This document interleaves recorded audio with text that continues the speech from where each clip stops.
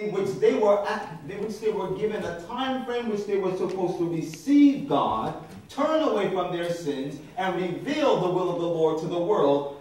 And yet, even though they had a time prophecy bringing them to the very day and hour, they were cut off as a nation. So history declares that even if we had the specific day or hour, it would not secure us a place in the courts of heaven. That information has not been relayed to us in the scriptures. But the Bible does tell us, for yourselves know perfectly that the day of the Lord so cometh as a thief in the night.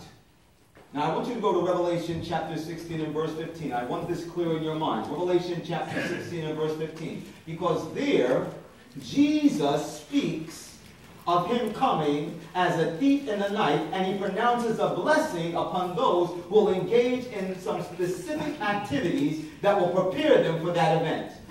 The Bible says in Revelation chapter 16, what verse did I say? 15. In Revelation chapter 16 and verse 15, Jesus says, Behold, I come as a thief. Blessed is he that watcheth and keepeth his garments, lest he walk naked, and they see his shame. Jesus declares, I am coming as a thief. Therefore, what should we be doing? Number one, we should be watching, that we might be able to retain our garments so that we're not found walking naked and our shame appears to those who are looking on. If you understand, say amen. Amen. So we may not know the day nor the hour, but we know that Jesus is coming as a thief in the night.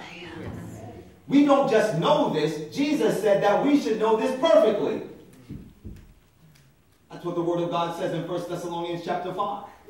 For yourselves know perfectly that the day of the Lord so cometh as a thief in the night. Therefore, if we have a perfect understanding of this information, that the day of the Lord is coming as a thief in the night, then we should be perfectly following the instructions that have been given by the Messiah himself. Amen. Blessed is he that watches and keeps his garment. Watches what? What should we be watching? Television. No. What should we be watching? Instagram. Facebook. Oh, no. Let's make this right. What should we be watching? What's going on at the general conference? Because we know all of them are going to hell. What should we be watching? Number one, we need to be watching the signs of the times. Number two, as we are watching the signs of the times, do you know what you need to be watching? Yourself. Amen. How are you walking in these last days? How are you walking in the day of the Lord, in which Christ shall come as a thief in the night?